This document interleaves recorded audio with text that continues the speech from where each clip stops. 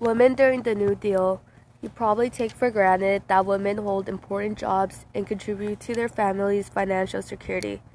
But many jobs might still be closed to women if not for the efforts of pioneers like Eleanor Roosevelt. In the year 1920, the stock market crashed, and men were not the only ones to lose their jobs.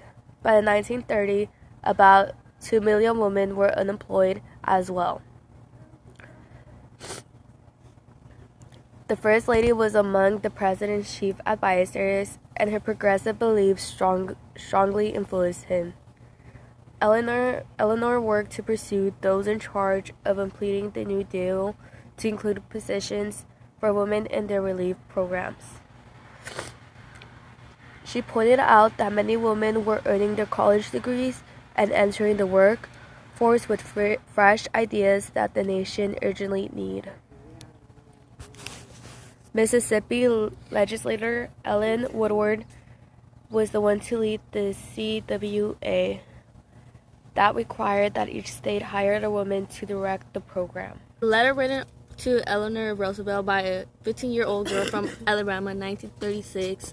I hope to complete my education, but I would have to quit school. I guess if there's no clothes can be bought, Miss Roosevelt don't think I'm just begging, but that is all you can call it, I guess.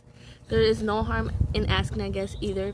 Do you have any old clothes you have thrown back? These clothes may be too large, but I can cut them down so I can wear them. Not only clothes, but old shoes, hats, hoods, and other wares will be appreciated so much.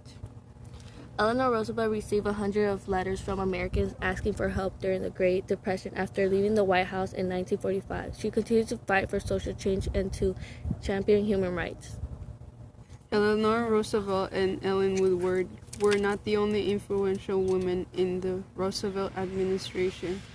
Others included Frances Perkins, Josephine Roach, and Hilda Smith.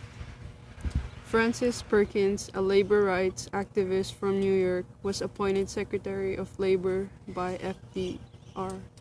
She was the first woman in American history to hold a cabinet-level post. As a secretary, she drew on her experience inspecting working conditions in textiles mills and advocating for working-class immigrants and African Americans. She outlined her goals for the president, including a 40-hour work week, unemployment insurance, a minimum wage, and an end to child labor. FDR incorporated so many of Perkins' ideas that she was later called the architect of the New Deal. As a member of Special Board for Public Works, Perkins ensured that government funds were spent on the roads, schools, and post office. As chair of the Committee on Economic Security, she helped develop the Social Security Act, which provided aid for the elderly and workers who had been laid off, and grants to state for maternal and child health care. Women were also hired to renovate buildings, conduct public surveys, help develop museums, and carry out a variety of other projects. Women held only 7% of the jobs created by the CWA, and they were paid less than their male counterparts.